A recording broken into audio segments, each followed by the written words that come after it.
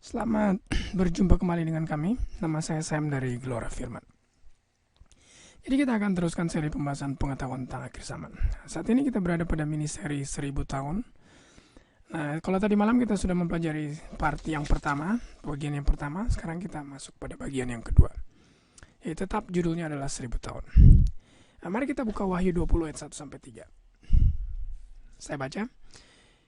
Ayat pertama, lalu aku melihat seorang malaikat turun dari sorga, memegang anak kunci jurang maut dan suatu rantai besar di tangannya. Ayat 2, ia menangkap naga, si ular tua itu, yaitu iblis dan setan, dan ia mengikatnya 1000 tahun lamanya. Ketiga, lalu melemparkannya ke dalam jurang maut, dan menutup jurang maut itu, dan memeteraikannya di atasnya, supaya ia jangan lagi menyesatkan bangsa-bangsa sebelum berakhir masa 1000 tahun itu. Kemudian daripada itu ia akan dilepaskan untuk sedikit waktu lamanya. Ini jelas sekali Alkitab menubuatkan adanya masa 1000 tahun. Dan pada masa itu setan akan dilempar ke jurang maut lalu ditutup, dimeteraikan. Artinya apa? Setan tidak dapat lagi menipu atau menyesatkan bangsa-bangsa. Ya, seakan-akan dia dirantai, dia dipenjara. Selama ini kan dia bekerja untuk menggoda manusia. Namun sekarang dia tidak bisa menggoda, jadi dia dikatakan sebagai dipenjara atau dirantai selama masa 1000 tahun. Nah, setelah masa 1000 tahun, kita baca ayat 3, dia akan dilepaskan tapi hanya sebentar saja. Tentunya jelas sekali kita belum tiba pada masa itu. Sebab apa? Sebab setan masih sangat aktif menggoda. Saudara bisa menilainya sendiri ya. Bahkan dia menyesatkan banyak sekali orang Kristen tentang arti daripada masa 1000 tahun itu sendiri. Nah, itu sebabnya kita perlu memperdalam akan topik ini supaya kita tidak ragu-ragu, tidak bingung, tapi kita yakin dan percaya apa yang akan terjadi di kemudian hari. Oleh karena kita hidup pada akhir zaman, hari-hari terakhir pada kedatangan Yesus yang kedua kali. Nah, mari kita baca ayat yang ke-6. Wahyu 20 ayat yang ke-6. Berbahagialah dan kuduslah ia yang mendapat bagian dalam kebangkitan pertama itu. Kematian yang kedua tidak berkuasa. Mereka tidak akan mati lagi ya. Mereka ini orang-orang yang bahagia dan berbahagia dan kudus, ini loh umat Allah. Yang dibangkitkan kapan? Dibangkitkan pertama. Bangkitan yang pertama. Tapi mereka akan menjadi imam-imam. Mereka akan jadi imam-imam Allah dan Kristus. Dan mereka akan memerintah sebagai raja. Bukan mainnya. Merintah berapa lama? 1000 tahun lama. Ya, ini orang-orang kudus ini bangkit pada kebangkitan yang pertama. Mereka tidak mati lagi. Jadi imam-imam. Ya, baca pelan-pelan dan saudara resapi ini. Bagaimana kita diselamatkan nanti. Ya, bukan main selama 1000 tahun kita akan memerintah sebagai raja. Sebagai imam-imam Allah. Jadi kalau kita baca yang sama apa? Mereka itu dibangkitkan sebelum masa 1000 tahun. Oleh sebab dikatakan mereka akan memerintah bersama Yesus selama masa 1000 tahun. Ya, kalau ada istilah kebangkitan pertama tentu ada kebangkitan yang kedua. Saudara baca ayat sebelumnya, ayat yang kelima. Tapi orang-orang mati yang lain tidak bangkit sebelum berakhir masa yang 1000 tahun ini. Jadi ada yang dibangkitkan di sebelum 1000 tahun, ada yang dibangkitkan sesudah 1000 tahun. Kalau yang pertama itulah orang-orang yang berbahagia dan kudus, itu umat-umat Allah, berarti yang kedua inilah orang-orang yang jahat. Coba saudara lihat Wahyu, coba saudara buka Yohanes 5 ayat 28-29. Di sini Yesus membicarakan tentang kebangkitan kedua, adanya dua kebangkitan. Ya, kita buka Yohanes 5 ayat 28-29. Janganlah kamu heran akan hal itu, sebab saatnya akan tiba bahwa semua orang yang di dalam kuburan akan mendengar. Semuanya akan dengar suara Yesus. Mereka yang telah berbuat baik akan keluar dan bangkit untuk hidup yang kekal. Nah, itulah perbangkitan yang pertama ya. Tapi mereka yang telah berbuat jahat akan bangkit. Nah, inilah kebangkitan yang kedua. Kebangkitan pertama adalah orang bagi siapa? Bagi mereka yang berbuat baik. Mereka akan diberikan kehidupan yang kekal. Mereka itu akan memerintah sebagai raja. Mereka itu menjadi imam-imam. Namun mereka yang berbuat jahat itu apa? Mereka akan dibangkitkan sesudah 1000 tahun. Mereka akan tidak masuk surga. Bukan sama seperti doktrin left behind ya. Di rapture dulu, kemudian ada yang kemudian dibangkitkan. Mereka ada yang kemudian melewati masa penganiayaan. Kemudian mereka akan naik ke sorga. Tidak, mereka yang berbuat jahat ini akan bangkit, tapi apa? Dihukum. Mereka itu akan bangkit sudah 1000 tahun. Jadi sangat sejalan sekali apa yang dikatakan Yesus dengan Wahyu 20 ayat 5 dan 6 yang sudah kita baca tadi. Kebangkitan orang-orang yang berbahagia dan kudus, dan kebangkitan lainnya yang terjadi sesudah masa 1000 tahun. Dari Wahyu 20 ayat 5-6 kita bisa ambil keputusan bahwa ada masa 1000 tahun itu ada di antara dua kebangkitan. Kebangkitan yang pertama dan kebangkitan yang kedua.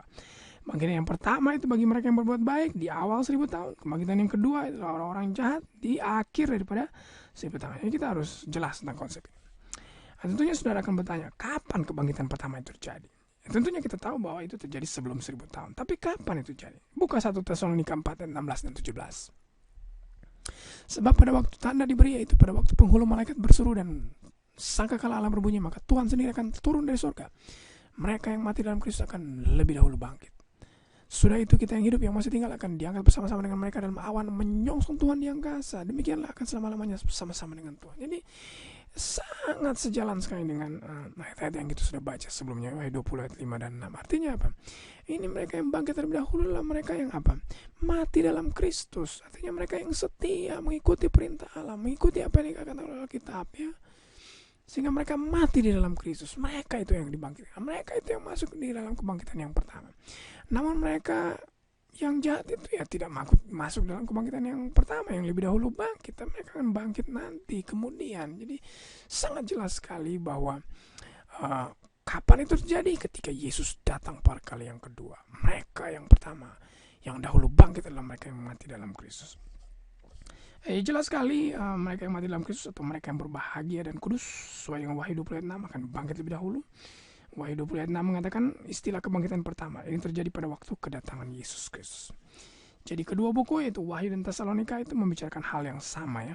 Nah, siapa mereka ini yang bangkit pada waktu Yesus datang? Tentunya kalau saudara baca dengan seksama 1 Tesalonika 4 ayat 16 adalah mereka yang mati dalam Kristus. Yohanes 5 ayat 29 adalah mereka yang berbuat baik. Wahyu 20 ayat 6 adalah mereka yang berbahagia dan kudus, ya. Nah, kapan mereka bangkit? Sudah kita pelajari. Mereka bangkit sebelum masa 1000 tahun, ya. Baca Wahyu 20 ayat 6. Nah, kapan itu kebangkitan yang kedua? Ini sekedar review saja. Sudah masa 1000 tahun, Wahyu 20 ayat 5. Siapa itu mereka yang dibangkitkan pada kebangkitan yang kedua? Itu orang-orang mati yang lain yang tidak bangkit pada waktu kebangkitan yang pertama itu pada awal 1000 tahun. Baca Wahyu 20 ayat 5. Dan mereka inilah orang-orang yang berbuat jahat. Yohanes 5 ayat 29. Itu kata Yesus sendiri. Dan mereka yang akan bangkit setelah orang-orang yang mati dulu dalam Kristus diangkat ke sorga. 1 Tesalonika 4 ayat 17. Jelas sekali, ya. Antara kedua kebangkitan ini dan siapa yang dibangkitkan yang pertama dan siapa yang dibangkitkan pada yang kebangkitan yang kedua. Nah, sekarang ketika kita diangkat ke awan menyongsong Tuhan di angkasa, kemana kita akan pergi? Baca Yohanes 14 ayat 1-3. Janganlah gelisah hatimu, percayalah kepada Allah, percayalah juga pada aku. Di rumah Bapakku banyak tempat tinggal. Jika tidak demikian, tentu aku mengatakannya kepadamu. Sebab aku pergi ke situ untuk menyediakan tempat bagimu. Apabila aku telah pergi ke situ dan telah menyediakan tempat bagimu, aku akan datang kembali membawa kamu ke tempatku, supaya di tempat di mana aku berada, kamu pun. Di mana Yesus sekarang ini? Di rumah Bapaknya. Di mana itu rumah Bapaknya? Di sorga. Artinya apa? Kalau kita bertanya, ketika kita diangkat ke awan menyongsong Tuhan di angkasa, kemana kita akan pergi? Kita akan pergi ke sorga. Apa yang dilakukan Yesus saat ini? Mempersiapkan tempat bagi kita. Nah, sesuai dengan 1 Tesalonika 4 ayat 17, dia akan datang dan membangkitkan orang yang mati dalam Kristus bersama-sama orang yang hidup, akan terangkat ke awan. Itulah. Nah, setelah itu apa? Setelah dari kita terangkat ke awan menyongsong dia di angkasa, kita akan pergi ke rumah Bapa daripada Tuhan Yesus, itu sorga. Di sana kita akan tinggal selama 1000 tahun. Jelas sekali, ya. Supaya dia masuk di mana Yesus berada, kita juga berada. Kita senantiasa tidak akan berpisah lagi dengan Tuhan Yesus. Nggak usah gelisah, nggak usah ragu-ragu lagi. Percaya kepada Allah. Jadi di sorga, di rumah Bapa, di mana kita akan dijemput dan dibawa ke tempat itu. Di sana banyak sekali tempat bagi kita. Dia akan datang menjemput kita. Kalau dalam bahasa Paulus, kita akan terangkat ke awan menyongsong dia di angkasa. Saudara baca 1 Tesalonika pasal 5, ya, lanjutan daripada 1 Tesalonika pasal 4. Rasul Paulus menasihati kita agar kita senantiasa bersedia supaya kita tidak binasa, supaya kedatangannya tidak mendatangi kita sebagai pencuri, ya. Supaya supaya kita tidak menjadi anak-anak yang gelap. Kita harus berjaga-jaga dan sadar, jangan mengikuti orang, apa yang katakan orang, atau jangan ragu dan jangan bingung ya. Terus mengerti kan baik katakan Alkitab tentang doktrin 1000 tahun ini. Tidak akan mengikuti tradisi atau ajaran-ajaran orang lain. Ya, saya berharap dan berdoa supaya saudara dan saya bisa berada pada kelompok ya, orang-orang yang berbuat baik, orang-orang yang bangkit pada kebangkitan yang pertama, diangkat dalam kerjaan surga bila Yesus datang pada kali yang kedua, lalu memerintah bersama-sama dia selama 1000 tahun. Saudara, jangan lewatkan pembahasan tentang 1000 tahun ya. Pada esok hari kita akan lihat bagaimana kebinasaan ini akan sangat luas sesuai yang dikatakan oleh Alkitab.